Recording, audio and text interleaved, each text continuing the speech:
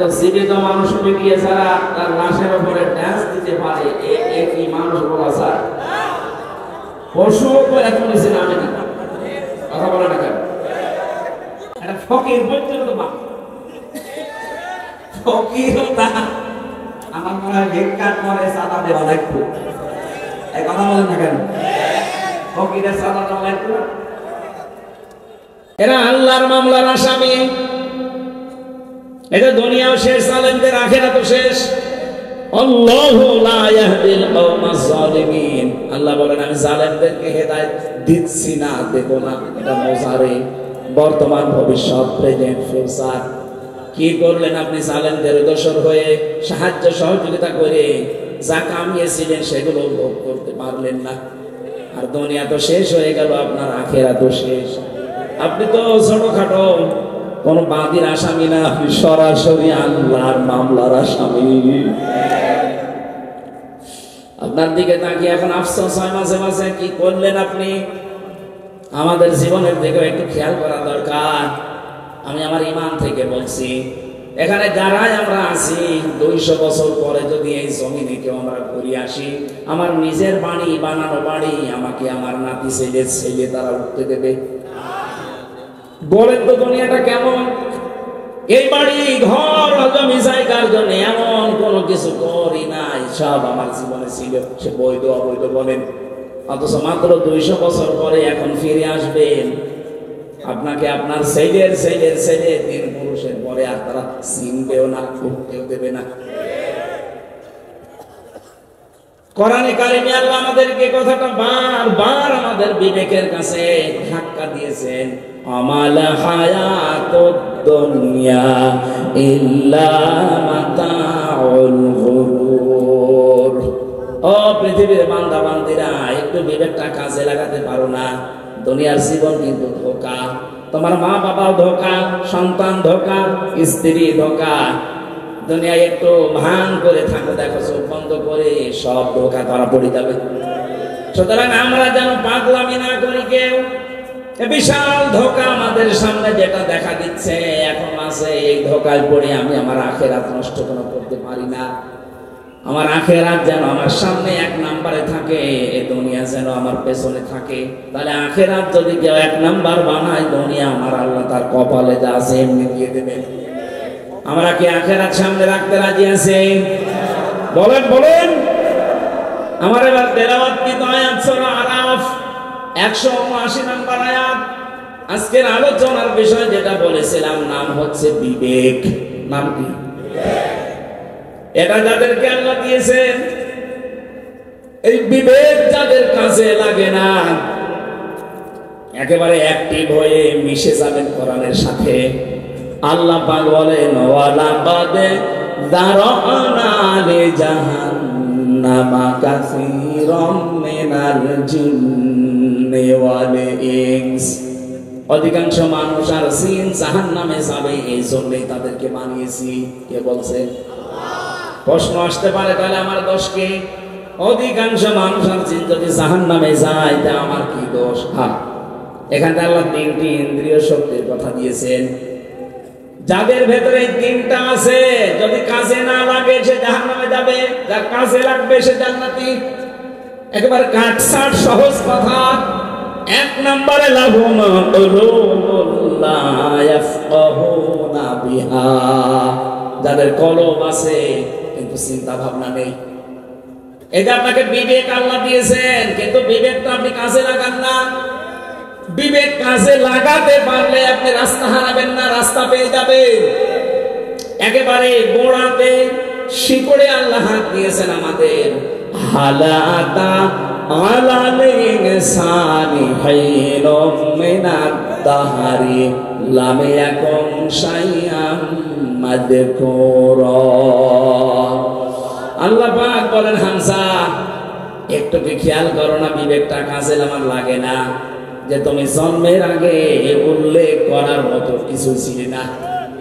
আমার যে 33 বছর বয়স, এখন 34 বছর আগে হামজা নামে আমার বংশে যেহেতু কেউ ছিল না, আমার বংশে আমার রিয়াজ এবং ফিরোজা, এই মাধ্যমে আমি দুনিয়ায় আসলাম। কেউ আলোচনাও কোনোদিন করেছে যে এখানে হামজা নামে একজন এসেছে মাত্র 34 বছর আগে। আল্লাহ পাক আমাকে এটা স্মরণ করাচ্ছেন কেন? কারণ একটা দুর্বল জায়গায় আঘাত দিয়েছেন আমার। আমি তখন কিছুই ছিলাম না, নেই থেকে আস্তে আস্তে আমার আল্লাহ হামজা বানিয়ে চেয়ারে বসিয়েছে। এখানে মা বাবার দায়িত্ব শুধু বিছানায় থাকা, বাকি যা করার কে করেছে? একটু বিবেকটা এদিকে কাজে লাগাতে পারেন না? আল্লাহ আমাদের একটা স্মরণের মাধ্যম দিয়েছেন এইভাবে, ফালিয়ানজুরিল ইনসানু মিম্মা খুলিক খুলিকা মিম্মা দাফিকিন ইয়াখরুজু মিন বাইনিস সুলবি ওয়াত তারাইব। মানুষকে একটু নজর করে দেখে না যে কি দিয়ে তারে বানালাম। বাবার স্ফলিঙ্গ দিয়ে দ্রুত গতিতে বের হয়ে যায় পানিটা দিয়ে, যেটা একবার বের হলে শরীর থেকে গোসল ফরজ হয়ে যায়। যে পানির ছাড়া পৃথিবীর কোন মার্কেটে 4 আনাও দাম নেই।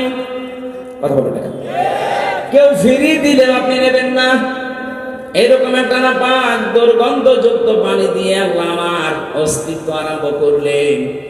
আল্লাহ পাক বলেন এই পানিটা যখন মায়ের রেহেমের ভেতরে যায়, বাবার মাকে দিয়ে আমি আল্লাহ এই 2টা না পাক পানি এক জায়গায় 8টা জিনিস বানাই। চুল, রগ, হাড় আর পর্দা, রক্ত, গোশত, চর্বি আর চামড়া। বিজ্ঞান ভিত্তিক আলোচনায় যখন তাফসীরগুলো আমি মিলিয়েছি দেখেছি, হ্যাঁ এই 8টা জিনিস এক। আল্লাহ পাক বলেন মানুষ বানাতে কমপক্ষে 13টা উপাদান লাগে। 13টা বিষয় এক জায়গায় না হলে দুনিয়ায় আপনি আসতে পারবেন না, আসলেও অপূর্ণাঙ্গ হয়ে আসবেন। 8টা না, আপনার মার বাবা 2 জন একটা নিয়ে বানালেন, বাকি 5টা এখনো 13 হতে কয় লাগে? এই 5টা আমার আল্লাহ নিজের রব নামের কারণে দিয়েছেন। ওয়াজআলা লাকুমুস সামআ ওয়াল আবসারা ওয়াল আফইদা। আল্লাহ বলেন শ্রবণ শক্তি, দর্শন শক্তি, বাক শক্তি, আকেল শক্তি আর ঘ্রাণ শক্তি।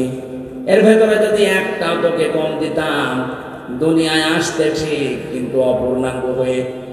যদি বাক শক্তি না দিতাম, কথা বলতে পারতে না। বিজ্ঞান এখন প্রমাণ করছে কয়েক ইঞ্চি জায়গায় মানুষ যে কথা বলে, এক একটা কথা তৈরি হতে 27টা ধাক্কা লাগে। কয়টা? আপনি কম্পিউটার ভেড়াবেন, আমি যা দেখিয়ে দিতে পারবো। 27টা স্তর পার করার পর একটা কথা তৈরি হয়। পৃথিবীর কেউ আপনাকে এই কথা বলার যোগ্যতা দেয়নি, দিয়েছে কে? দুঃখজনক হলো সত্য, এই 15.5 বছরে আল্লাহর এই বাক শক্তি জালেমরা কেড়ে নিয়েছিল। ওরা বন্ধ করে দিয়েছিল আমাদের কথা বলার যোগ্যতা। কথা বললেও বলতে পারতাম না। কথা বলে না কেন? কথা তো বলবো আমার মনে যেটা আছে, যেটা বৈধ কথা ওইটা, অথচ আমাদের কণ্ঠনালী চেপে ধরতো। আমরা চাই কিয়ামতের আগে আমাদের এই বাক শক্তি কেউ যেন রুদ্ধ করে দিতে না পারে। কথা বলেন। আমার এই অধিকার আমার আল্লাহ দিয়েছেন, আপনি কেন বন্ধ করলেন? কোরআনে কারিমে আল্লাহ যত বড় বড় রহমতের কথা তিনি জানিয়েছেন, তার ভেতরে 4টার কথা সবচাইতে বেশি জানিয়েছেন। 1 নম্বরে আর রহমান আল্লামাল কোরআন খলাকাল ইনসানা আল্লামাহুল বায়ান। আল্লাহ পাক বলেন আমি যে রহমান, আমার দয়া দেখতে চাও, পৃথিবীর সবচাইতে বড় দয়া কোরআনে কারিম তোমাদেরকে দেওয়া। লক্ষ লক্ষ নবী পাঠিয়েছিলাম দুনিয়ায়, কোন নবীকে আমি আল্লাহ কোরআন দেয়নি, তোমাদেরকে দিয়েছি। এটা আমার বড় নিয়ামত। এটাই শুধু না, আমি তোমাদেরকে মানুষ বানিয়েছি। মায়ের পেটের ভেতরে আমি আল্লাহ নিজে তোমাদের মানুষ বানিয়ে শেষ করে দেইনি, কথা বলার যোগ্যতা দিয়েছি। এই যে কথা বলতে পারা কত বড় নিয়ামত। এই আয়াতের ব্যাখ্যায় হাদিস এসেছে, বিশ্বনবী জানিয়েছেন। বিজ্ঞান তো বলেছে 27টা স্তর পার করা লাগে, নবীজি বলেছেন প্রতিটি স্তরে একটা একটা করে আল্লাহর ফেরেশতা বসে আছে। এর কাছে ও, ওর কাছে এ, এর কাছে এ, এভাবে সিরিয়াল আকারে দিতে দিতে সর্বশেষ আমাদের এই মুখের গর্ত দিয়ে একটা কথা আল্লাহ বের করে দেয়। ধাক্কা লাগে কয়টা? 27। বলেন বলেন। আপনাকে যদি এই শক্তিটা আল্লাহ বাক শক্তি না দিত, বাকি 4টা দিত, তাহলে আপনি আসতেন, কিন্তু বোবা হয়ে কথা বলতে পারতেন না। আরে ভাই, এইটার জন্য তো কিয়ামত পর্যন্ত সেজদায় পড়ে থাকার কথা। দর্শন শক্তি আল্লাহ আমাদেরকে দিয়েছেন, আলাহুম আ'য়ুনুল লা ইউবসিরুনা বিহা। কি হয়েছে? চোখ দিলাম তোদেরকে, কেন দেখিস না? যেটা দেখার দরকার মানুষ ওটা দেখে না, যেটা দেখা দরকার না, নিষিদ্ধ, ওইটার দিকে মানুষের চোখ বেশি। বলেন, একটু কন্ট্রোল করা যায় না নিজেকে? আজ কত মানুষ নিজের বৈধ স্ত্রী বাদ দিয়ে পরকীয়া প্রেমে 180 মাইল বেগে লাইন চালাচ্ছে। এলাকায় শুরু হয়নি? নিষিদ্ধ বস্তু দেখতে দেখতে চোখের পর্দা কালো হয়ে গেছে। যেটা দেখা দরকার না ওইটা যদি কেউ বারবার দেখে, আমার আল্লাহ চোখের উপরে 2টা জিনিস দান করে, তার বৈধ জিনিসগুলোর প্রতি ঘৃণা জন্মিয়ে যায়। সেদিন একজন স্ট্যাটাস দিয়েছিল আমাকে, বলছে আমার বৈধ স্ত্রী কয়েক বছর সংসার করার পর একটা সন্তান দিয়েছে, কিন্তু এখন আমার আর ভালো লাগে না। বাইরের মেয়ে লোক দেখলে খুব ভালো লাগে, আনন্দ লাগে। বললাম, এই রোগ থেকে মুক্ত হওয়ার জন্য 2টা পদ্ধতি আল্লাহ দিয়েছেন, ঔষধ। এখানে যাদের এরকম অভ্যাস আছে, নিজের জায়েজ স্ত্রী এখন আর ভালো লাগছে না, বাইরেরটা দেখলেই কেমন জানি আকর্ষণ তৈরি হয়, নাকি এলাকায় নেই? যদি এরকম মন মানসিকতা কারো তৈরি হয়, উলঙ্গ অর্ধ উলঙ্গ নাচ দেখলে আনন্দ লাগে, তাদেরকে আপনি কোরআনে কারিমের ঔষধ 2টা বলছি। সূরা নূর 18 নম্বর পারা 12 নম্বর পৃষ্ঠা 7 নম্বর লাইনের 30 নম্বর আয়াত। তো বাড়ি যেয়ে আয়াতটা একটু তাফসীর করবেন। وَقُلْ لِلْمُؤْمِنِينَ يَغُضُّوا مِنْ أَبْصَارِهِمْ وَيَحْفَظُوا فُرُوجَهُمْ ذَلِكَ أَزْكَى لَهُمْ إِنَّ اللَّهَ خَبِيرٌ بِمَا يَصْنَعُونَ। বলেন আল্লাহু আকবার। আল্লাহ পাক বলেন, হে নবী, মুমিন পুরুষ যারা আছে এখানে তাদেরকে আপনি বলে দেন, তারা যেন তাদের চক্ষুকে নিম্নগামী করে রাখে পর স্ত্রী থেকে, পর নারী থেকে। 2 নম্বরে তাদের লজ্জা স্থানকে হেফাজত করে। প্রশ্ন আসতে পারে, 2টা কাজ করা অত সহজ? হ্যাঁ, সহজ না। এই জন্যই তো আল্লাহ আপনাকে এত দামি বানিয়েছে। আপনার পরীক্ষা তো এই 2টাই। বিশ্ব নবী জানিয়েছেন 2টা অর্থের যদি কেউ আমাকে গ্যারান্টি দিতে পারে, আমি আল্লাহর নবী বলছি তাকে আমি জান্নাতে পৌঁছিয়ে দেব। 1 নম্বরে এই মুখটা, 2 নম্বরে লজ্জা স্থান। এই 2টা অর্থ যদি সত্যিই কেউ হেফাজত করে রাখতে পারে, আল্লাহর দিকে তাকিয়ে একটা অনির্বচন সুখ আপনাকে আল্লাহ দান করবে। শব্দটা কি বললাম বলেন তো? অনির্বচন সুখ। এটা বাংলা বাস্তবতা দেখাচ্ছে। এটা সিল সো মানে যখন পাখির বাচ্চাদের মা পাখিটা তখন নিজের ডানাটা এভাবে বিছিয়ে ফল করে দেয়, এর নাম আরবিতে ওয়াকফিজ।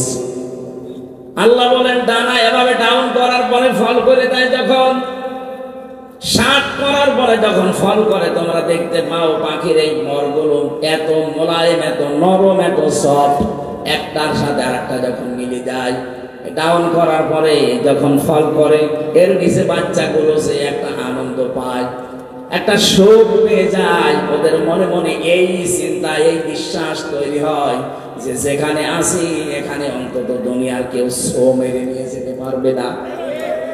তখন ওরা কিসির মিসির আওয়াজ দেয়। বাংলাতে এদেরকে বলা হয় অনির্বচন সুখ। আপনি যদি সত্যি আল্লাহর ভয়ে আজকে আপনার এই চোখের যে কোণা আছে এটা বন্ধ করে দিতে পারেন, আপনার হৃদয়ের ভেতরে আল্লাহ আলাদা ভাবে একটা সুখ নিজে দান করবেন।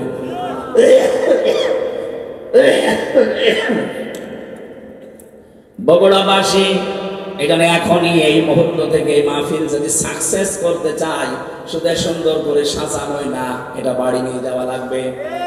যাদের মোবাইলে এমন দৃশ্য তৈরি করা আছে, ডিলিট করেন। যেটা নিচে দেখলে আনন্দ পান, অন্য দেখলে আপনার লজ্জা লাগে। এরকম দৃশ্য নেই? এই কথা বলছেন কেন? এইরকম দৃশ্য যাদের আছে, নিজে দেখলে খুব আনন্দ লাগে, মজা লাগে, অন্য কেউ দেখলে আপনার লজ্জা লাগে। এটা ডিলিট করবেন। কারা কারা হাত তোলেন তো? হ্যাঁ মুরব্বী, দেখি মোবাইল দেখি। দেখি কি আছে দেখি। কি আশ্চর্য, দাঁড়িয়ে এলাম মানুষ কি রেখেছেন আপনি মোবাইল? এক করে ডিলেট করে পরেন, আমার ওয়াজ শুনতে আসাচ্ছে ওটা ভাটা যদি ডাউনলোড করে আপনি ওয়াজ শুনতে এসেছেন, এক করে ডিলেট করে বাড়ি যাবেন।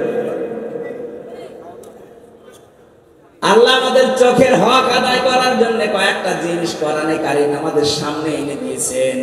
আফালা ইয়ানজুরুনা ইলাল ইবিলি কাইফা খুলিকাত ওয়া ইলাস সামাই কাইফা রুফিআত ওয়া ইলাল জিবালি কাইফা নুসিবাত ওয়া ইলাল আরদি কাইফা সুতিহাত। বলেন আল্লাহু আকবার। আল্লাহ পাক বলেন, ও দুনিয়ার মানুষেরা, নজর করে একটু দেখতে পারো না? চোখ দিলাম, উঠের দিকে তাকাতে পারো না? মরুভূমির জাহাজ বানিয়েছি ওইটা আমি। তোমরা একটু জমিনের দিকে তাকাতে পারো না? এটা বিছানা বানিয়ে দিয়েছি। ওই আকাশের দিকে তাকাও, খুঁটি ছাড়া বিশাল ছাদ মাথার উপরে রেখে দিয়েছি। পাহাড়ের দিকে তাকাও, পেরেক স্বরূপ পাহাড়কে আমি জমিনের সাথে গেড়ে দিয়েছি। ও বন্ধুরা, পেরেক যখন মানুষ মারে, এই যে তক্তার উপরে ব্রেক মারা না নেই? এই ব্রেক যখন মারে তক্তার উপরে, ওই যে সামনে একটা আল বেরিয়ে থাকে চ্যাপ্টা মতো, এই চ্যাপ্টা অংশ এতটুকু হলে ভেতরে ঝাঁকিয়েছে চ্যাপ্টার চাইতে 20 গুণ বড়। কথা বলেন না? আপনি ব্রেক যদি এইটা, আল্লাহ বলেন ব্রেকের মতো পাহাড়কে জমিনে গেড়ে দিলাম, তার মানে পাহাড় যত বড় আছে উপরে তাতে 20 ডবল নিচে আল্লাহ গেড়ে দিয়েছে। এই যে পঞ্চগড়ের পাশে হিমালয় পাহাড়, আপনি চিন্তা করে 36,000 ফিট, এত বড় বিশাল পাহাড় উপরে যদি থাকে, ভেতরে এরকম 20 গুণ আল্লাহ গেড়ে দিয়েছে। আল্লাহর ক্ষমতা কি বিশ্বাস করি আল্লাহ একজন আছে। আরে ভাই, তার ক্ষমতা কি জানেন? কিয়ামতের আগে তা 7 তাবক আসমান আর জমিন পুরাতন কাপড়ের মতো আল্লাহ নিজের হাতের ভেতরে গুটিয়ে নেবেন। করে বলেন আল্লাহু আকবার। আল্লাহ আমাদেরকে এগুলো দেখিয়ে দেখিয়ে আমাদের বিবেকটা নাড়া দিচ্ছে। কি হয়েছে তোদের? আমার ক্ষমতা সম্পর্কে ধারণা আসে না? 8, 5, 13টা জিনিস এক হয়ে যাওয়ার পরে আস্তে করে মায়ের পেট থেকে তুলে নিয়ে আসলাম। একটা বারের জন্য বিবেক কাছে লাগে না? কেন করে আমি এভাবে বানিয়ে নিয়ে আসলাম? পৃথিবীর অন্যান্য সৃষ্টিকে, এ মানুষগুলো সৃষ্টি জগৎকে আমি কত দুনিয়ায় তাদেরকেও নিয়ে আসি, কিন্তু এত সম্মান দিয়ে নিয়ে আসি না। শুধু আশরাফুল মাখলুকাত হিসাবে তোদেরকে আমি এত সম্মান দিয়ে দুনিয়ায় নিয়ে আসি। মারা যাওয়ার পরে তাদেরকে আমি ফেলে দেবো যেখানে সেখানে না, তাদের সম্মানজনক একটা দাফন কাফনের ব্যবস্থা পর্যন্ত আমাদের করা লাগে। কথা বলে ঠিক কিনা? যে আদমকে এত সম্মান দিলেন বিবেকের কারণে। কিসের কারণে? বিবেক আছে বলে আপনার এত সম্মান। বিবেক না থাকলে আপনি যদি পাগল হয়ে যান, আপনার এত সম্মান দুনিয়ায় কেউ দেবে না। সুতরাং আপনার যে বিবেক আছে, এটা আজকে থেকেই কাজে লাগাবেন। এমনকি জাহান্নামে যাবে যারা, মেন গেটে যে ফেরেশতা দাঁড়িয়ে আছে, দারোয়ান ফেরেশতা মালিক, ও জিজ্ঞাসা করবে, আলাম ইয়াতিকুম রাসূলুম মিনকুম ইয়াতলুনা আলাইকুম আয়াতি রাব্বিকুম ওয়া ইউনযিরুনাকুম লিকা ইয়াউমিকুম হাদা। কি তোমাদের কাছে কি নবী রাসূল যায়নি? এই জাহান্নামের যে আযাবের কথাগুলো তারা কি তোমাদেরকে শোনায়নি, সতর্ক করেনি? প্রত্যেকটি জাহান্নামী মানুষগুলো এক বাক্যে জবাব দেবে, ক্বালু বালা ক্বাদ জানা নাযীর। হ্যাঁ, আমাদের কাছে সতর্ক বার্তা নিয়ে এসেছিল। নবী হয়তো আসে নাই, নবীর ওয়ারিসরা এসেছিল। সত্য কথা বলতে হবে, মিথ্যা বলা যাবে না। সত্য পথে চলা লাগবে, মিথ্যা পথে চলা যাবে না। সত্যকে মিথ্যার সাথে মিশ্রণ করা যাবে না। দায়িত্ব জীবনে যেটা যেটা আছে পালন করা লাগবে, কথাগুলো আমাদের স্মরণ করিয়েছিল। কিন্তু মনে মনে ভাবতাম এটা আর বলতাম, ফাকাল্লাবনা ওয়া কুলনা মা নাযালাল্লাহু মিন শাইইন। মনে হয় বেটা মিথ্যা কথা বলছে, এরকম কিছু আল্লাহ নাযিল করেনি। এরকম ধারণা এই দেশে কারণ নেই এখন। এত ভেঙে ভেঙে কথা বলার পরে অনেকের মনের ধারণা না, এ মনে হয় আল্লাহ এরকম কথা দেয়নি, আমি কি মানিয়ে বলছি? বলেন বলেন। তখন ওরা এক বাক্যে জাহান্নামের বেরেস্তা দারওয়ানের কাছে বলবে, লাউ কুন্না নাসমাউ আও নাকিলু মা কুন্না ফি আসহাবিস সাঈর। আমরা যদি ওই জামানায় কথাগুলো শুনতাম জীবিত অবস্থায়, আর যদি বিবেক কাজে লাগাতাম, তাহলে আজকে জাহান্নামে আমাদের আশা লাগতো না। বগুড়াবাসী বিবেক যাদের আছে এখনো কিন্তু কাজে লাগান, নয়তো জাহান্নামী হয়ে যাবেন। বিশ্বনবী মেয়েদের সম্পর্কে জানিয়েছেন, নেককার মহিলা আল্লাহর কাছে 4টা গুণ বিশিষ্ট নারী। 1 নম্বরে ইদা নাজারা ইলাইহা সাররাতুহু, যার দিকে স্বামী তাকালে স্বামীকে আনন্দ দেয়। আজ হাজারো মহিলা পরিবারে এটা করে না, এটা মনে করে দুনিয়ার কাজ না, এটা আখিরাতের কাজ। স্বামী বাইরে থেকে যখনই আসবে আপনার কথাবার্তা দিয়ে, অভ্যর্থনা দিয়ে, ওয়েলকাম দিয়ে, ব্যবহার আচার দিয়ে, খেদমত দিয়ে, যেভাবেই হোক তার মনটা তরুতাজা করা লাগবে। নবীজি বলেছেন, কোন মহিলা যদি স্বামীকে আনন্দ দিতে গিয়ে, হাসি খুশি করতে গিয়ে দাঁত বের করে ফেলে, যেই কয়টা দাঁত তার স্বামী দেখে আনন্দ পাবে, ওই কয়টা সওয়াব পাবে।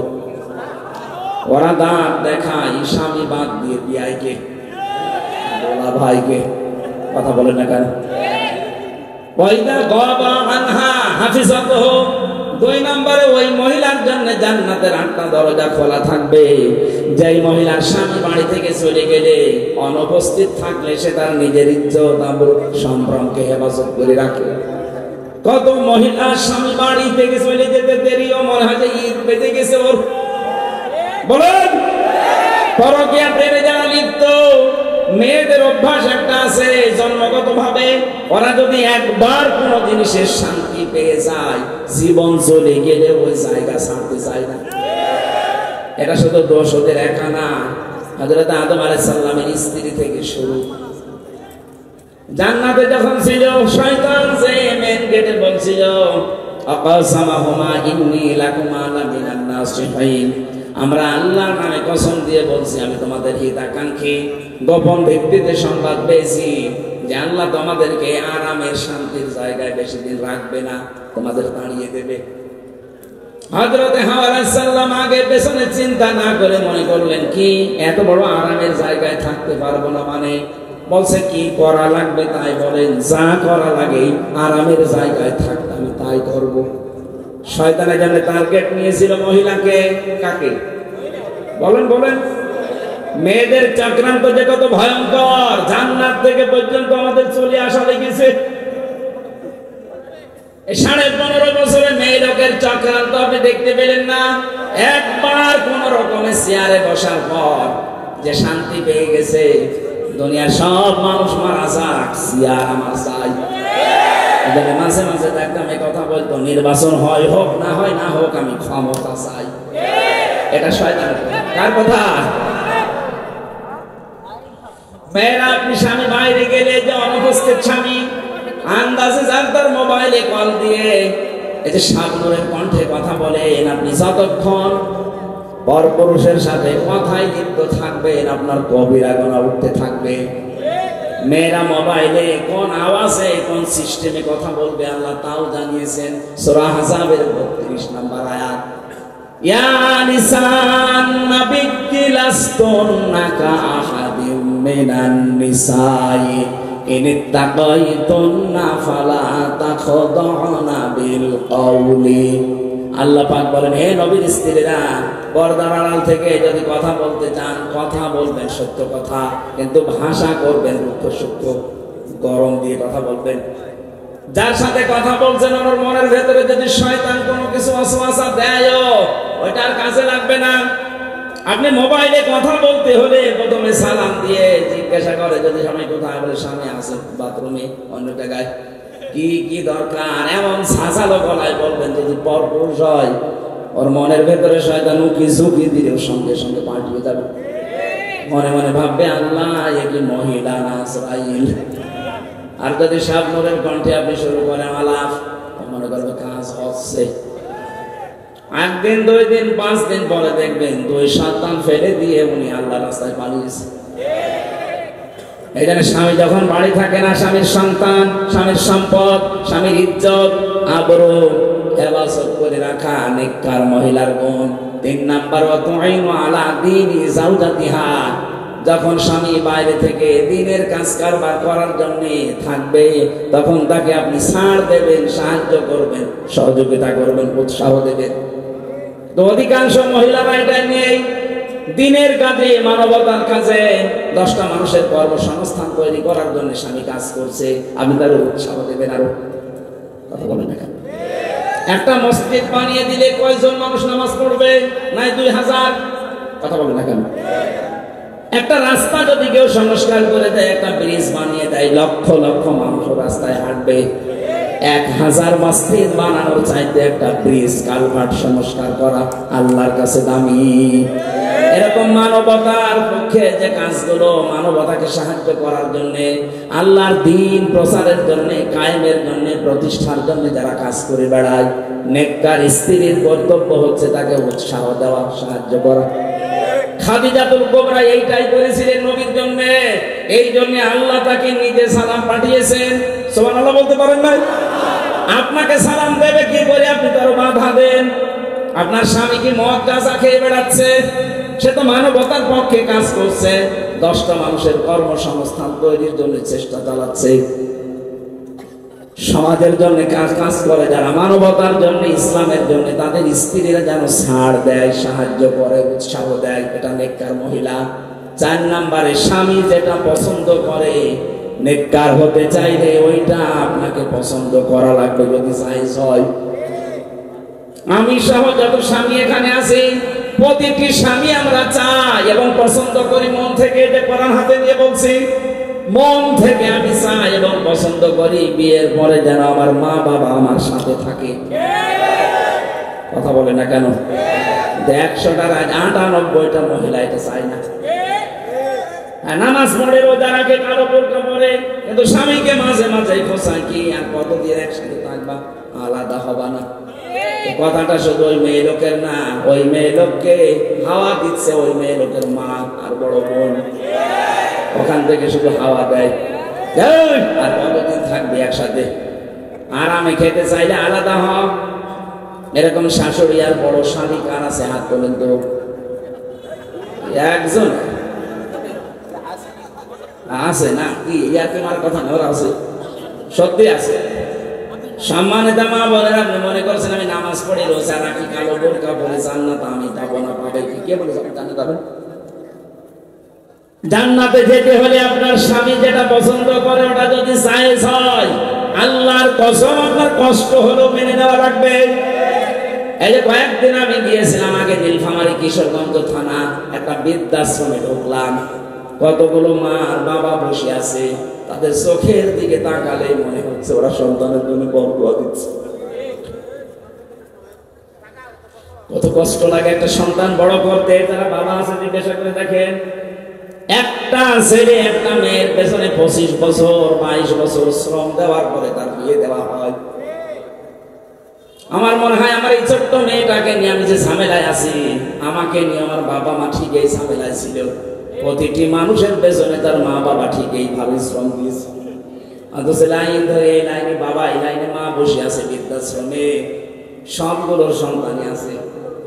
এতে সন্তানগুলো নিজেরা বড় ধাক্কা সহ্য করতে না পেরে বৃদ্ধাশ্রমে মাকে রেখে গেছে। সূরা আরাফ পড়েছি। এই আরাফের প্রথম বাংলা অর্থ হচ্ছে আরাফ মানে প্রাচীর। আরাফ মানে নবীজি বলেন জান্নাত আর জাহান্নামের মাঝে আল্লাহ একটা প্রাচীর দিয়ে রাখবে। কিছু মানুষকে আল্লাহ দাঁড় করিয়ে দেবে, ওদেরকে আল্লাহ জাহান্নামও দেবে না, জান্নাতও দেবে না। সাহাবী প্রশ্ন করলেন, হুজুর জান্নাতে দেবে না কেন? নবীজি বলেন এরা যাই করুক মা বাবার হক আদায় করতো না, তাদের সাথে খারাপ ব্যবহার করতো। আজকে গতকালকে বগুড়াতে একটা ছেলে মাকে জবাই করতো।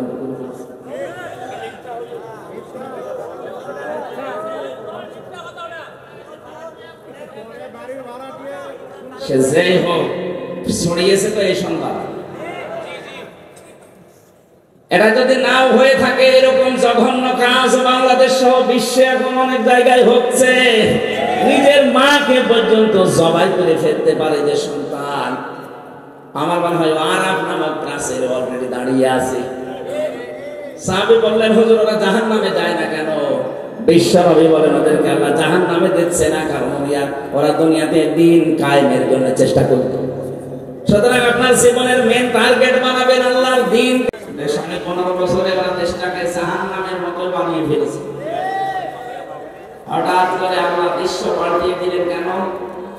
আমি 1500 বছর আগে কোরআনে কারিমে সেই কথা আল্লাহ জানিয়েছেন। 2024 সালের 5 আগস্ট আমার তো মনে হচ্ছে যে মিলে গেছে।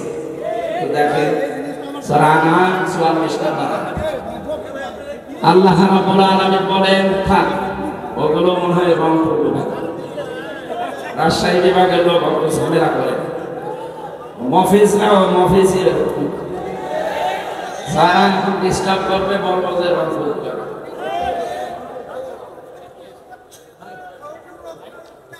আল্লাহ পাক বলেন, ফালাম্মা নাসুমা যুকিরু বিহি ফাতাহনা আলাইহিম আবওয়াবা কুল্লা শাইইন। যখন মানুষগুলো আমার আদেশ করে গেল, তারা ক্ষমতা নেওয়ার আগেই বলেছিল ক্ষমতায় যেতে যদি পারি মদিনার সনদে দেশ চালাবো। পুরোটা উল্টিয়ে তারা মোদির সনদে দেশ চালিয়েছে। মদিনার সনদ বাদ দিয়েছে, মোদির সনদ যুক্ত করেছে।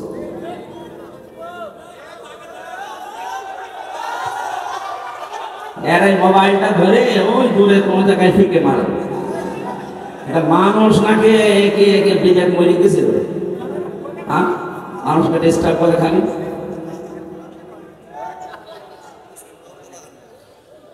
বগুড়াবাসী কোরআনে কারিমের আয়াতের কথা ছিল, যখন আল্লাহর আদেশ তারা ভুলে গেল তখন তাদের নিয়ামতের জন্য ভরসা আল্লাহ নিচে ফেলে দিলেন।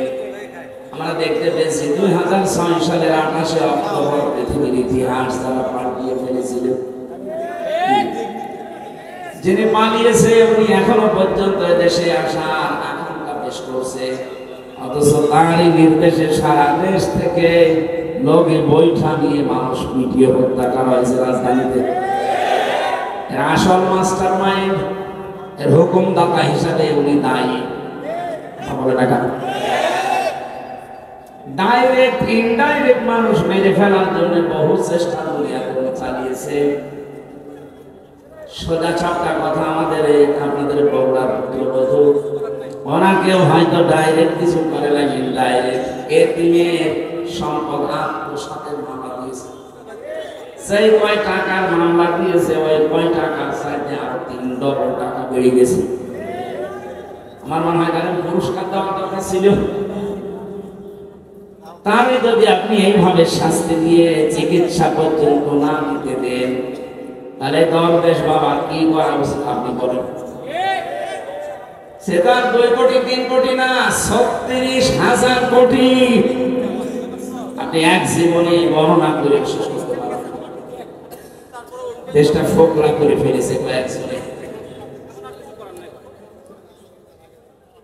সুতরাং যিনি আসেন দুইজনকে আইনের অনুযায়ী আমরা দেখতে পেলাম, আল্লাহর আইনগুলো যখন মানুষ ভুলে যায় তখন তাদেরকে আল্লাহ নিয়ামত বাড়িয়ে দেয়। কম নিয়ামত তাদেরকে দেয়নি, সব আল্লাহ দিয়ে দিয়েছিলেন। হাত্তা ইযা ফারিহু বিমা উতু, আল্লাহ পাক বলেন এই মানুষগুলো আমার এই নিয়ামত পাওয়ার পরে দানকৃত এই সম্পদ, এই ক্ষমতা, এই প্রভাব প্রতিপত্তি, এই টাকা পয়সা, অর্থ সম্পদ, এই সুস্থতা, এগুলো পাওয়ার পরে ওরা যখন আনন্দে আত্মহারা হয়েছিল, আখাযনাহুম বাগতাতান, হঠাৎ করে আমি আল্লাহ নিজে তাদেরকে ধরলাম। 2024 সালের 5 আগস্টে শুধু ছাত্র জনতা, দেশের জনগণ ওদেরকে ধরে নাই, ধরেছে সরাসরি আল্লাহ। আখাযনাহুম এর ফাইল কর্তা আল্লাহ সরাসরি নিজে। আল্লাহ যদি না ধরতেন, বিএনপি জামাতের মতো এত বড় দল 15.5 বছরে কিচ্ছু করতে পারে না। এদের জীবন কি কম গিয়েছে? এদের কষ্ট, শ্রম, ঘাম কম যায়নি? আমি এক একজনের মামলার সংখ্যা দেখতাম আদালতে, ওই ফাঁসির কন্টেন্সের ভেতরে আমার সাথে মাঝে মাঝে দেখা করতে আসতো মানুষ, জিজ্ঞাসা করে 9টা মামলা, এক একজন বলছে 313টা, 560টা। ওই সারা জীবন চলে যাবে শুধু হাজিরা দিতে, যদি খালাস হয়। আপনার বিবেক কোন জায়গায় গিয়েছিল? বলে একটা মানুষের নামে 313টা মামলা দেন মানুষ, হ্যাঁ? তাও যদি দোষ করে মামলা খান মেনে নেওয়া, কিচ্ছু চলে না। ঘরে শুয়ে আছে, ঘুমের ভেতরে ঘুম ভেঙার পরে দেখছে জেলখানায়। কি গো গাছ দেখেছিস? কোন সময়? স্বপ্নে। এরকম স্বপ্নে মামলা ছিল না দেশে, হাজার হাজার ছিল। সুতরাং এই অবস্থার যারা সৃষ্টি করেছিলেন, আল্লাহ নিজে বলছেন আমি তাদেরকে তাদের পাপের বোঝা যখন পরিপূর্ণ হয়ে গেছে তখন আমি নিজে তাদেরকে ধরলাম। পাপ তাকান শব্দটা টাকানি আছে, আকস্মিক ভাবে তাদেরকে এমন ভাবে ধরেছি যে দুপুরের খাবার খাবে সে সময়টাও নাই। এই বাঁশি বাজায় কে? ওর পিঠের ওপর একটা দেন। থাক, যে যেখানে দাঁড়িয়ে আছে বসে আছে থাক, কথা না বললে হবে। কথা বলবেন না ভাই, আমার এমনিতে শারীরিক অবস্থা ভালো, কথা বলবেন না।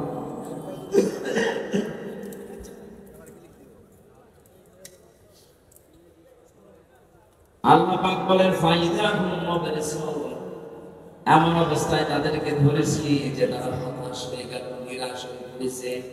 এরা যে হতাশ নিরাশ, এদের চেহারার দিকে তাকালে আপনি টের পাবেন।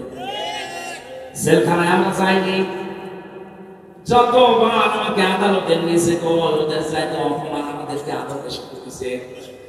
ওদেরকে তো দেখছি মাসায় এখনো দড়ি দেয়নি, আর আমাদের মাসায় দড়ি দিয়ে নিয়েছে।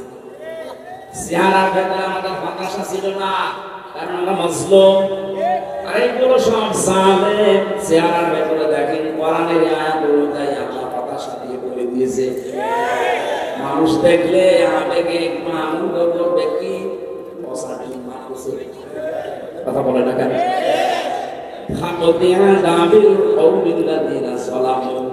আল্লাহ পাক বলেন জালেমদের শিকড় কেটে দেওয়া হয়ে গেছে।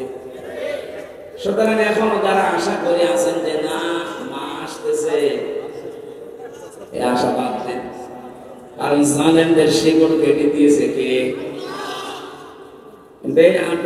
আমরা কিছু ষড়যন্ত্র দেখতে পাচ্ছি। যারা পালিয়ে গেছে এরা এখন বাইরের বিভিন্ন মানবের কাছে ধর্ণা দিচ্ছে, আর এই মিথ্যা কথাটা তারা জানাচ্ছে যে আমরা নির্বাচিত ছিলাম, আমাদেরকে করা হয়েছে। এটা তাহা মিথ্যা। 15.5 বছরে যারা ছিল ওনাদের নির্বাচিত ছিল, এই কথা শয়তানকে বললে সেও বিশ্বাস করবে না। আপনি বলবেন ঘোড়াকে জিজ্ঞাসা করেন, ঘোড়া আসবে কখন? কারণ নির্বাচিত হওয়া লাগে যে পদ্ধতিতে, আল্লাহ সে পদ্ধতি কোরআনে কারিমে সূরা ফাতিহার 58 নম্বর আয়াতে দিয়েছে। আল্লাহ বলেন আমি তোমাদেরকে নির্বাচিত করি লক্ষ লক্ষ নবীর উম্মত থেকে, তোমাদেরকে আমি আল্লাহ নিজে নির্বাচিত বাছাই করেছি। তাহলে নির্বাচিত করার দায়িত্ব কার? পদ্ধতি কি? যত সবজি মাইকের আওয়াজ আমি বাড়িয়ে দেব, আমার কথা বুঝে জানি। নির্বাচিত করা লাগে যে পদ্ধতির মাধ্যমে, ওটার বাংলা নাম নির্বাচন। বাংলা নাম কি? জবাব দেবেন একেবারে ছাত্রের মতো বললাম। নির্বাচিত হয় মানুষদের পদ্ধতিতে, নাম কি? আপনি একেবারে নিরপেক্ষ দৃষ্টিতে দিয়ে বলেন তো 15.5 বছর নির্বাচন হয়েছে, আপনি কেন এই মিথ্যা কথা শোনাচ্ছেন? কাদের স্বীকৃতি আবার পেতে চান? সারা দুনিয়া জানে যে আপনি নির্বাচন ছাড়াই ছিলেন, কারণ 154 জন নির্বাচনের আগে ঘোষণা দিয়েছে। কথা বলে না কেন? দিনের ভোট আপনি রাতে তুলে নিয়েছেন, কিভাবে বলেন যে আমি নির্বাচিত ছিলাম? একটা হাসি মানুষ এখন কোন মিথ্যা কথা বলতে পারলেন?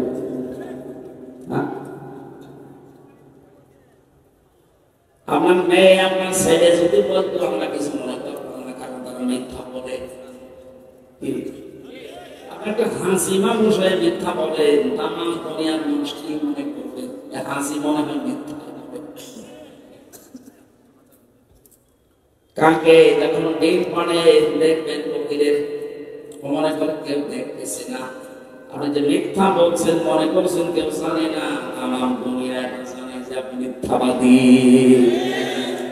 আমার তো মনে হয় যত বছর বয়স না এতটা সত্য কথা জীবনে আছে কিনা আমার সুন্দর লাগে। কি কথা বলুন, এইটাই দুইটা কথা তার প্রমাণ। আপনি বলছেন আমি নির্বাচিত, আরে নির্বাচন তো হয়নি, কিসের নির্বাচিত? বাংলাদেশে যে নির্বাচন হয়নি, আমার সাথে বসে ছিল জেলখানায়, আমার মাঝে মাঝে এসে বলতো হুজুর দেখেন আমার তওবা হয়েছে কিনা। কিভাবে তওবা করবেন? যে যে নির্বাচন গেল উনি দায়িত্বে ছিল, তিনি নস্কার মামলা নির্বাচনের রাত 12টার পর থেকে আমার যা দলবল আছে এদেরকে সাথে নিয়ে আমি আল্লাহর নামে ভোট কাটাম। হ্যাঁ, এইটা মানুষের পছন্দ, এইভাবে বলছে আমি আল্লাহর নামে ভোট কাটলাম। ফজর পর্যন্ত কাজ শেষ করার পরে এটা জমা দিয়ে দিলাম 800। গোসল করলাম, ওযু করার পরে 2 রাকাত নামাজ পড়লাম। এবার আমি নামাজ শেষ করে বললাম আস্তাগফিরুল্লাহ, আমার তওবা হয়েছে। আপনি তো আল্লাহর কাছে দোষ করেন না যে আস্তাগফিরুল্লাহ পড়বেন, আপনি দোষ করেছেন হামজার কাছে। এটা কথা বলছেন। একটা এমপি বানাতে হলে 3.5 লাখ থেকে 4 লাখ মানুষের রায় লাগে, ভোট লাগে, আর আপনি সবাইটা একাই দিয়ে দিলে না বলছেন আমি আস্তাগফিরুল্লাহ পড়লাম। আগে আমার মতো 4 লাখ হামজার কাছে যে স্বীকার করবেন, বলবেন যে আমার ভুল হয়ে গেছে, এখন কি করবো বলেন। তারা যদি মন থেকে বলে ঠিক আছে মাফ করে দিলাম যান, তাহলে আপনি মাফ করবেন। কথা বলে না কেন? ভয়ঙ্কর বিষয়ে এই কয়েক বছরের ভেতরে অনেক হামজা দুনিয়া থেকে বিদায় দিয়েছে, তাদের কাছে মাফ করে। এটা 15.5 বছরে যারা জুলুম, অত্যাচার, নির্যাতন, বিশেষ করে আয়না ঘরের সাথে যারা জড়িত, গোম আর খুনের সাথে যারা জড়িত, মানুষগুলো যদি শুধু এখন আস্তাগফিরুল্লাহ বলে জীবন মাফ হবে না। এদের মাফ পাওয়ার একটা পদ্ধতি আছে, অপরাধ যার কাছে স্বীকার করবেন তার কাছে। আপনার কারণে এই লোকটা 15.5 বছর ব্যবসা করতে পারে নাই। আপনি সাদাবাজি করে, মিথ্যা মামলা দিয়ে, মিথ্যা সাক্ষী দিয়ে এরকম বহু মানুষের জীবন নষ্ট করে দিয়েছেন। কাউকে ফোন করেছেন, ফোন করেছেন, আয়না করে রেখেছেন। আমি 10 দিন মাত্র ছিলাম আয়না ঘরে। এই 10 দিনে আমি দেখেছি মানুষের কি যন্ত্রণা হয় জায়গা। কিছু কিছু মানুষের নখ হয়ে গেছে এত বড় বড়, চুল দাড়ি গো মনে হচ্ছে জঙ্গল থেকে বেরিয়ে এসেছে। যখন আমাকে কালো কাপড় বেঁধে নিয়েছে, তো মাঝে মাঝে ওই দেওয়ালের দিকে কিছু কারণকে আছে, কিছু পাহাড় আছে, সবাই একেবারে আরামি না, দু একটা একটু বিবেক হালকা আছে। ওই মানুষগুলো যেহেতু এর আগে 17-18-19 সাল পর্যন্ত আমার আলোচনা শুনেছে, বাইরে যে আসলে ওরা আমাকে নিয়ে যাওয়ার সময় মজবুত রাস্তা করে তুলে দেয়।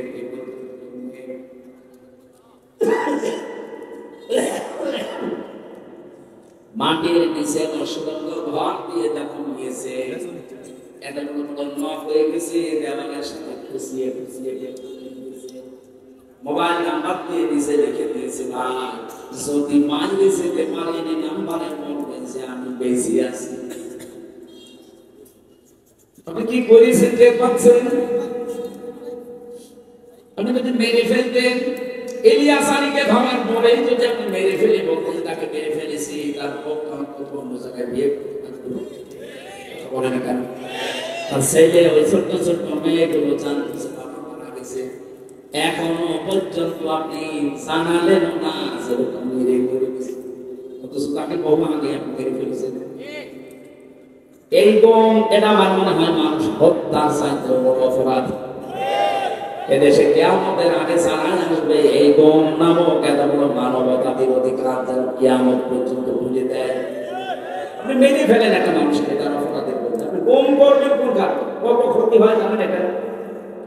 আমার 10টা দিনের ভেতরে আমার বাবা মা স্ত্রী আমার 2টা মেয়ে পাগল হয়ে গেছে। 10 দিন মাত্র। মুফতি ফখরুল আমার সাথে ছিল, উনি আমাকে বলতো, ভাই হামজা আমার সাথে কি করে আমি জানি না, আমার এই মায়ের ভেতরে হাত দিয়েছে, এভাবে বসিয়ে পায়ের ভেতরে হাত দিয়ে সামনে যে হাত মেডিকেট দেওয়া আছে ওর সাথে হাত বেঁধে এক হাত দিয়ে লাগিয়ে দেয়। আরে ভাই 2 মিনিট 5 মিনিট 10 মিনিট না, বছরের পর বছর। কালকে আমি 8 বছর 10 বছর 14 বছর কাম করে গেছি। 14টা বছর একটা মানুষ এদিকে 1.5 হাত, এদিকে 3.5 হাত, একটা ঘর, কোনো আলো বাতাস নেই। একটা মানুষ জানে না যে এটা কোন বছর কোন সাল চলছে, কি মাস এটা, কি বার এটা, কোনটা মাসে, কিচ্ছু জানা নেই। 2-5 দিন 10 দিন থাকলে তো মানুষ পাগল হয়ে যাওয়ার কথা। আমি তো প্রায় পাগল হয়ে গেছিলাম, অথচ আপনি আসেন 14 বছর। আমার মনে হয় এই দেশের 18 কোটি মানুষকে মানুষ যদি যিনি পালিয়ে গেছে ওনাকে মাফ করে দেয়, ব্যারিস্টার আলমানের বউ জীবনও মাফ করবে না, এমএলএ আসানির বউ জীবনও মাফ করবে না। আপনি ওই জায়গায় থাকলে বুঝতে পারবেন কি করেছেন। এই কঠিন অবস্থাগুলো আপনি তৈরি করলেন, আর এখন বলছেন আস্তাগফিরুল্লাহ, আল্লাহ আমাকে মাফ করে দেন। আল্লাহ তার জন্য অপরাধ করেছেন, আপনি অপরাধ করেছেন আমাদের কাছে। কথা বলেন ঠিক কিনা?